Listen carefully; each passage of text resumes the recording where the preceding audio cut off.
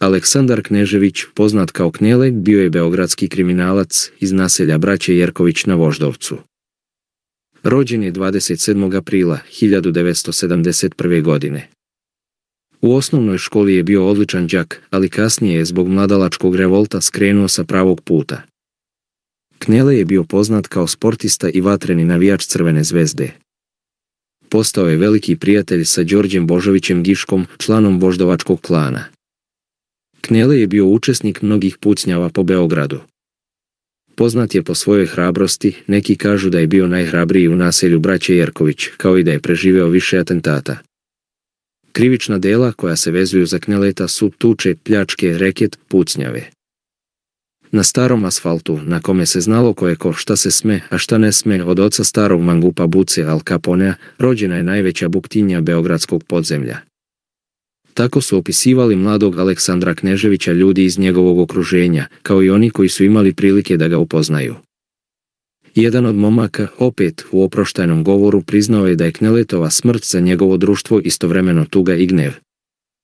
Tuga zbog dečaka sa Voždovca, koji je sve u svom kratkom životu radio brže, žešće i poštenije od ostalih, ispričao je njegov prijatelj na Kneletovoj sahrani.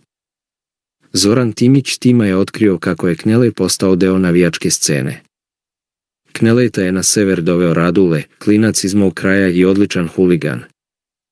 Radule je u početku išao s nama, a kasnije s drugima. Sjajan momak, srčan, hrabar i uvijek spreman za akciju i tuču, ali nezgodan kada popije.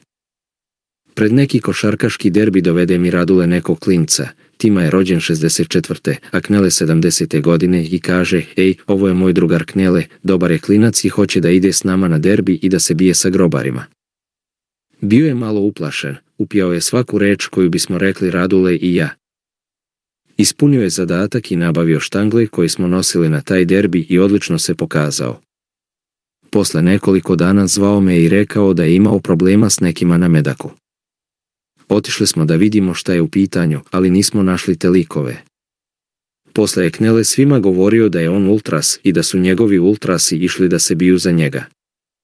Išao je na još nekoliko derbija s nama i pričao da ultrasi idu s maramama i naoružani štanglama i biju grobare.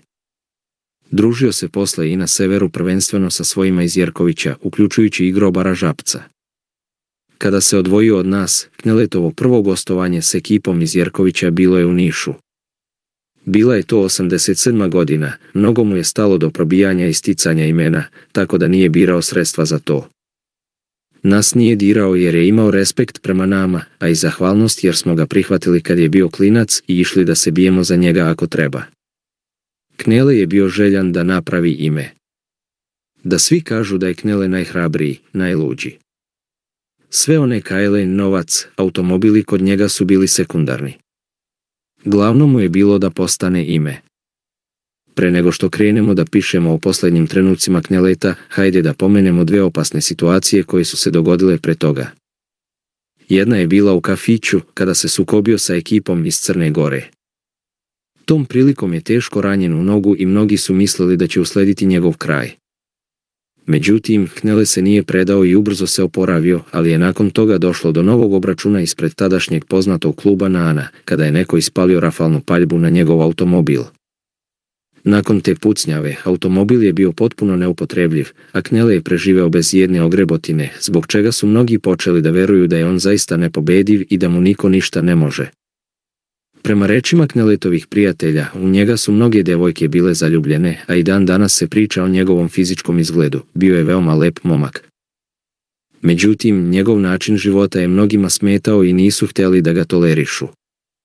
Ipak, on je ostao zaslužan što se ceo njegov kraj digao na noge i ujedinio, a kasnije i krenuo u osvajanje grada.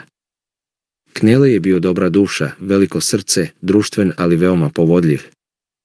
Tražio je da ga vodim na Zvezdaru, na Olimp. Popeo sam na najvišu skakaonicu i skočio na stomak. To je bilo senzacionalno. Svi su gledali u njega, a on je to ponovio nekoliko puta. Kada sam ga pitao zbog čega tako skače, rekao je da želi da svi vide koliko ga ne boli ono što je najgore, da ne postoji udarac koji mogu da mu zadaju, kao i da želi da im pokaže da može mnogo da izdrži.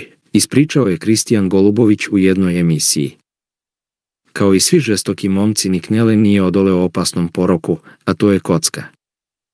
On je mrzeo da gubi, rulet je igrao sa pištoljem na stolu, a iz kazina je izlazio sa vrećama punim novca.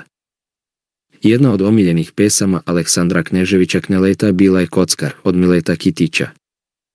Jedne noći Knele je ušao u kazino čiji je vlasnik bio Zoran Kovačević Koča, bivši bokser i vlasnik lanca kladionica i kockarnica ubijen 98. godine. Seo je za rulet, izvadio pištolj i stavio ga na sto. Uložio je mnogo novca i rekao momku koji je radio na ruletu da sve stavi na broj 17. Kuglica je pala na drugi broj. Knele je uzeo rukom kuglicu, stavio je na 17 i rekao momku da ga isplati. Istu stvar je ponovio nekoliko puta tako što je stavljao sam kuglicu na 17 i vodio se onom izrekom, sam si kovač svoje sreće. Kad je mislio da je uzeo dovoljno novca, ustao je, uzeo vreće sa parama, ali pre nego što je izašao iz kockarnice, ostavio je jednu punu vreću momku koji je radio na ruletu. Ovaj je prvo odbio, ali kada mu je Knele rekao, nemoj to da radiš, vređa me, bio si dobar, momak je uzeo novac. U starom naselju Voždovca je pijac, a oko njega neki lokali, trafike. To je bilo najprometnije mjesto u Jerkoviću. Knele, da bi prošao tih 50 metara, nekad mu je trebalo i pola sata, da se sa svima pozdravi i proćaska. Priča sa jednim čovekom, par drugara tu zastala i slušaju ga, u tom trenutku prilaze mu dva pijanca i traže kintu za pivo. Knele odmah vadi pare, daje im, a onda, dok ih gleda kako trče ka trafici, kaže, samo Bogu i Kneletu sirotinja nije teška. Žestoki momak o čijoj su se ludoj hrabrosti ispredale bajke, a koji i danas važi za začetnika takozvane dizel kulture, rodio se i rastao u naselju braće Jerković na Voždovcu, a zvanično je pripadao istoimenom klanu. Njegovo poznanstvo s Đorđem Božovićem Giškom, kriminalcem i osnivačem Srpske garde, osiguralo mu je dobro mesto u podzemlju i bilo odskočna daska za dalje bavljenje kriminalom kroz koji je gospodario gradom. Uskoro je i sam postao član Srpske garde, a nakon velikih demonstracija marta 1991. i telohranitelj Vuka Draškovića. Više puta je ranjavan u vatrenim obračunima na ulici, a prvi put 1992. nakon sukoba i vređanja s Bjelopoljcem Milanom Jankovićem, koji ga je ispred poznatog kafića Freska u centru Beograda ranio u preponu. I to nije bio jedini vatreni obračun u kom je princ asfalta, kako su ga mnogi nazivali, učestvovao. Zbog opasnosti koje je vrebala sa svih strana, u jednom trenutku se čak i odselio u hotel Hyatt, da ne bi ugrožavao najbliže članove porodice, a upućeni tvrde da nigde nije išao bez oružja, pa makar to bio i manastir. Mnoge urbane legende ispredane su oko ličnosti Aleksandra Kneževića Kneleta. Jedna od njih jeste da ga je država stvorila, ali i da mu je došla glave. Navijao je za Crvenu zvezdu, slušao rap muziku i mogao da ima svaku devojku u gradu. Kneletova smrt došla je brzo, kakav je bio i njegov život. U jednom od apartmana hotela Hyatt pronađen je mrtav Aleksandar Knežević, 22-godišnji Beograđanin. Kako saznajemo, on je bio jedan od najtvrđih momaka u našem gradu i očigledno meta mnogih njegovih neprijatelja. Međutim, kako i pod kojim okolnostima je izvršeno ubistvo, za sada ostaje pokriveno velom tajne.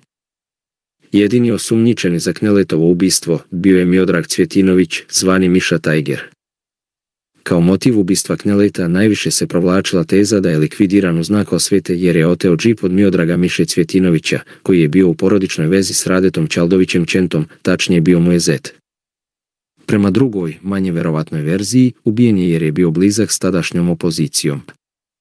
Misterija sobe 331 beogradskog hotela Hyatt do današnjeg dana nije odgonetnuta. Ako je tačna verzija prema kojoj je motiv za likvidaciju bilo otimanje džipa, akcija je munjevito planirana. Knele je oteo vozilo oko podneva 28. oktobra. Prodao ga je oko 18 časova, a 2 sata kasnije vratio se u Beograd. Istovremeno je organizovana trojka zadužena za likvidaciju i nepunih 12 časova, pošto je uzeo džip, Knežević je likvidiran. Kako se može vidjeti iz policijskog zapisnika od 6. novembra, jedan od svedoka je tog dana na parkingu ispred hotela Hyatt razgovarao s mladićem koji mu se predstavio kao Miša, a odgovara opisu Miodraga Cvjetinovića. Svedoku je rekao da čeka Kneleta, Gorana Vukovića i Darka Stanojevića. Ispričao je da mu je Knelej prišao tog jutra dok je on razgovarao s Vukovićem i zatražio ključeve njegovog džipa Nissan Patrol, posle čega se nije vratio. Miša je jasno rekao sve dokuda čeka Kneleta kako bi mu vratio džip, a da od Vukovića i Stanojevića očekuje da u tom smislu utiču na svog prijatelja. Iz informativnog razgovora s Darkom Ašaninom, obavljenog 8. decembra 1992. godine, vidi se da ga je Knežević 28. oktobra u popodnevnim satima posetio u Krnješevcima. Svrha posete bila je ponuda za prodaju džipa crne boje marke Nissan Patrol nemačkih registracija. Knelej je Ašaninu rekao da auto nije ukraden i zatražio od njega 15.000 maraka. Ašanin je isplatio 5.000 i Knelej je otišao. Tokom iste noći Ašanina je posetio Rade Čaldović Čenta. Odmah po dolasku Čaldović je u dvorištu video džip, pa je došlo do rasprave. S obzirom na to da je Cvjetinović bio Čaldovićev zet, pretpostavlja se da ga je ovaj zamolio za pomoć. Međutim, istraga je nedvosmisleno utvrdila da Čenta pre dolaska kod Ašanina nije ništa znao o otmici džipa. Cvjetinović je otputovao za Frankfurt već 29. oktobra, odakle je odgovorio na optužbe da je bio umešan u ubistvo. Ne pripadam ljudima koji se bave odmazdom. Govorim ovo zbog istine, a ne zbog straha za moju užu i širu porodicu i brojne prijatelje. Među kriminalcima se ipak govorilo da je Knelej pogrešio jer je mislio da je Cvjetinović mekan tip. Knelej ga nije poznavao, ovaj je dugo živeo u Njemačkoj. Miša uopšte nije naivan, tamo je imao i velike akcije. Njegov otac Dušan Knežević zvani Buca Al Capone sumnjao je da mu je sina ubila država. Giški, Belom i mom sinu pretili su zbog srpskog pokreta obnove i srpske garde. 10 dana pre ubistva imali su generalnu probu ubistva, kada su im upali u sobu i naterali ih da legnu s rukama na podu. U sobi su bili Knelej i Mirko Bosanac. Specijalci su upali u apartman hotela Hyatt i rekli im da legnu na pod. Potom su im objasnili da proveravaju alarmne uređaje, ali sam siguran da su u stvari proveravali kako će Knelej reagovati pred policijom, ispričao je Buca. Dodatnu intrigu u slučaju ubistva Kneleta unela je izjava oca Dušana da mu je jedan prijatelj iz policije rekao da je kobne večeri preko policijske Motorole preneta poruka da Knelej ide sam. Darko Stanojević je kobne noći bio u hotelu Hyatt. Pokušavao sam da dođem do Darka kasnije da saznam šta se te večeri dešavalo, ali je i on ubijen u Njemačkoj. Niko nije dao odgovor na pitanje kako to da su kamere u hotelu otkazale i da su nestale trake sa zapisima svih ulazaka u hotel, rekao je Buca. Bivši funkcioner beogradske policije iz odeljenja za krvne delikte radio je uviđaj. Ležao je na stomaku, upucan s leđa. Mislimo da su u sobi bile dvije osobe, jedna, koja je očigledno imala nešto da mu saopšti i stajala je ispred njega, i druga, koja mu je stavila pištolj na potiljak i naterala ga da klekne na kolena. Na ogledalu je bio ispisan broj 1, što je možda bila poruka da je Knelej prvi sa spiska za odstrel, objasnio je on. Ljuba Milanović, tadašnji inspektor, mnogo godina posle ubistva otkrio je da je preko radio veze javljeno idi u Hyatt, ubijen je Knelej. To se, kako je Milanović ispričao, nikad nije radilo, već su se inspektori upućivali na mesta zločina bez informacija o akterima. Objavljeni su dokumenti tajnih službi koja rasvjetljavaju ovu likvidaciju i iz kojih se jasno vidi da je policija znala ko je povukao Oros. U belešci navodi se da je Radoslav Trlajić, zvani Bata Trlaja, ispričao da je Knelej bio u sukobu sa Mišom Cvjetinovićem zbog džipa koji je Knelej oteo. Goran Vuković je pokušao da ih pomiri, ali u tome nije uspeo. Miša je došao kod Kneleta u hotel da se, navodno, dogovore oko džipa. Kada su ušli u Kneletovu sobu, Miša ga je na prepad ubio s leđa, pucajući iz Čentinog kolta 45.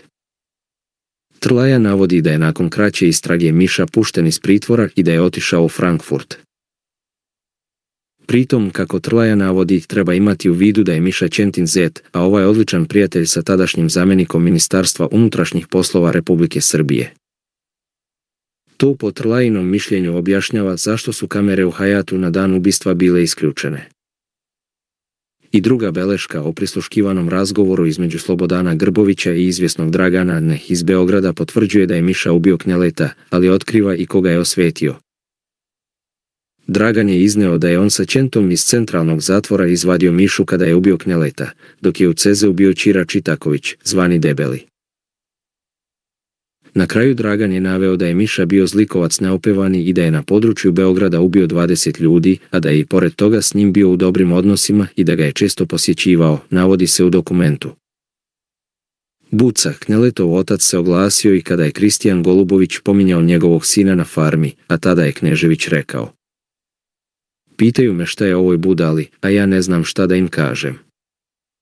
Ljuti su zbog onoga što je pričao. Golubović bi trebalo da vodi računa o tome.